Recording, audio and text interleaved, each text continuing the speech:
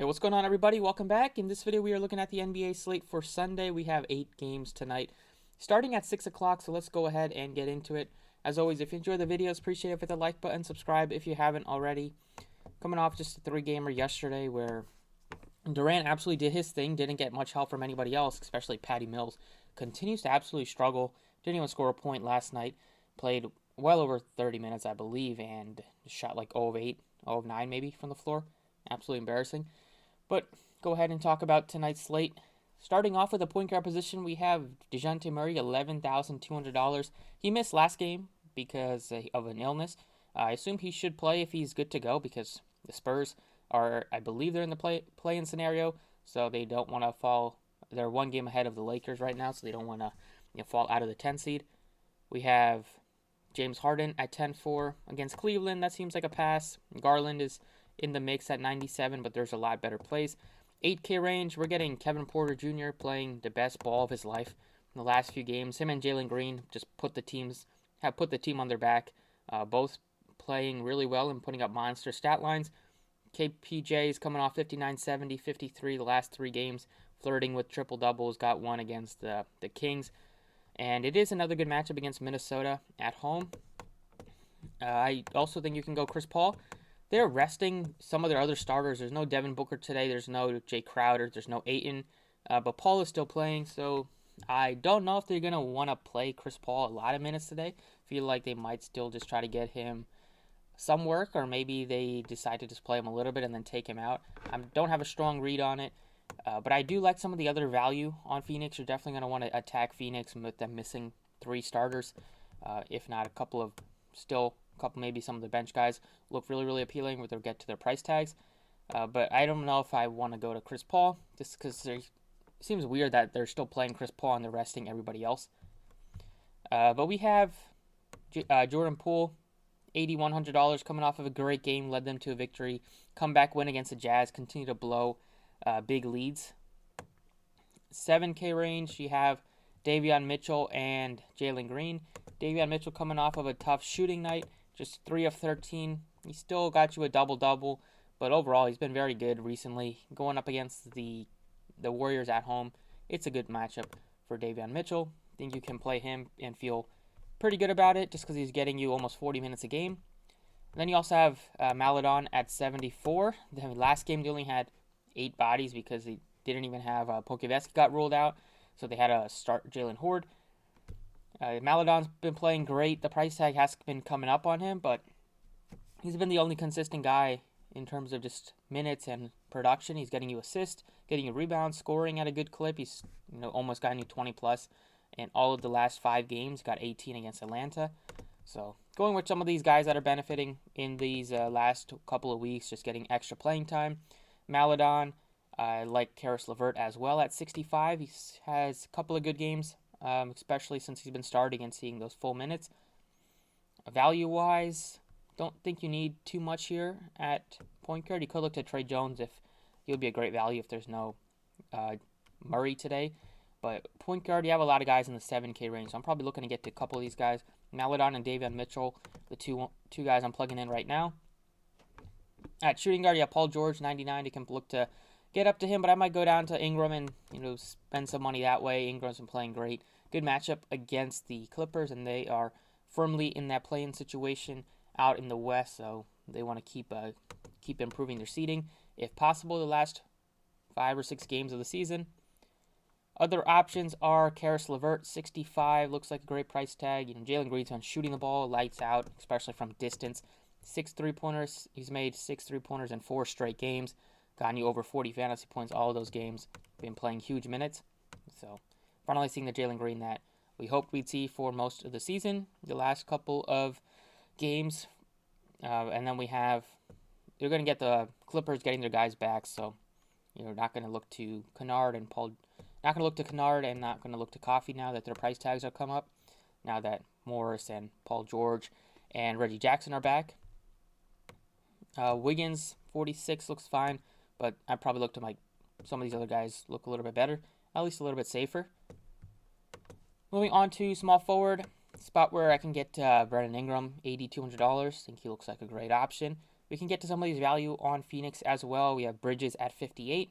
We saw the return of Cam Johnson, and it seems like they'll probably want to give him minutes. I could see why they're going to give him minutes today because he hasn't played in a while. Their playoffs are right around the corner. They want to get him, get his rhythm back, get his conditioning back. So wouldn't be, I'm expecting him to start today. Wouldn't be surprised if he plays 30 plus or gets you close to 30, maybe like 25. They don't want to push him too much. But still, without these other guys, without Booker especially, lots of scoring for these other guys, and the matchup is so good. Going to be looking to get to a couple of Phoenix players. Over at power forward, you have Siakam 95. Probably won't get there. Doesn't look like we'll have Mobley today. We'll see about Pokuevski's status. Roby looks good if there's no Pokuevski. We have Toppin without Randall for the rest of the year. So you could look to Toppin if you wanted to. But then you also have, take a look at the price tag on Torrey Craig. He's typically always does well when he's been in the starting lineup. He's had that monster game a couple of weeks ago when he was starting with 49, and you definitely expect him to start. He should get a lot of rebounding opportunities, and he can hit the three. Over at center, you can still look to more Phoenix guys, but the last guy I'll have for the video is going to be the center who's going to benefit in place of DeAndre Ayton, and that is JaVale McGee, starting at only $3,800. He's already been a very good point per minute guy on the season, averaging 21 fantasy points in 15 minutes. You expect him and Biyombo to split the center minutes, and McGee should probably get more.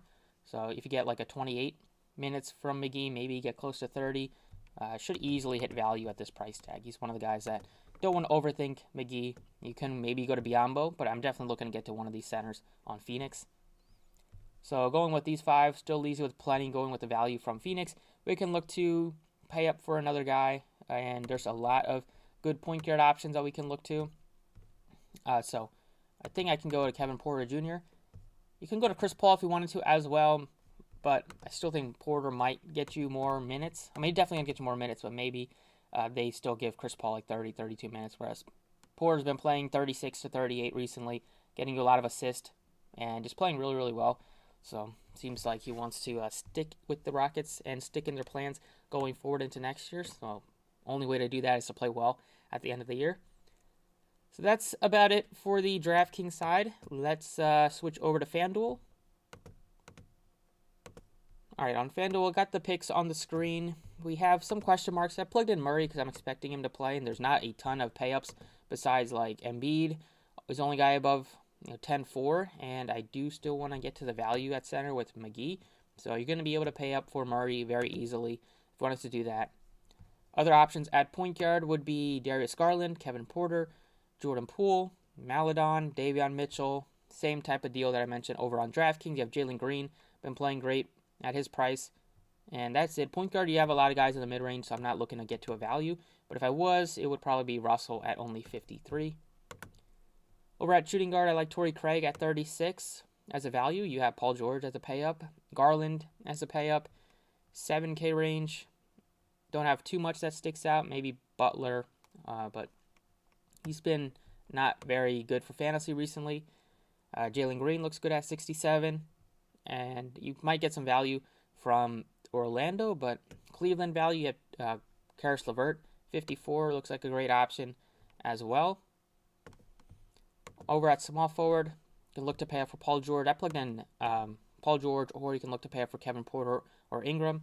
Plugged in Cam Johnson at 5K, just going to get a lot of usage without Booker and without Ayton, so he's going to benefit in terms of getting a lot of shots off. Probably wouldn't be surprised if he takes a lot of shots as he tries to get his rhythm back after missing a lot of time.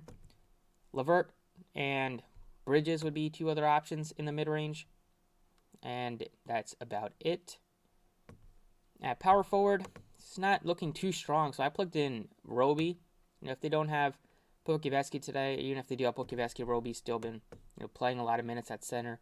There was a time where he was losing minutes to Scar, but that's kind of fallen off, and Roby's back to getting the minutes that he's kind of deserved because he's been playing well and should be able to have success against a McGee front court. And speaking of McGee, plugged him in at center because he's just too good of a value to pass up. 36 for a guy that gives you over 30-point upside.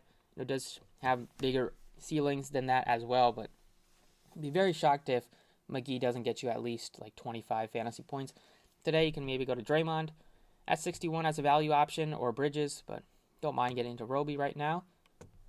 And that's about it for the video, so thank you for watching. Best of luck tonight, and enjoy the rest of your day.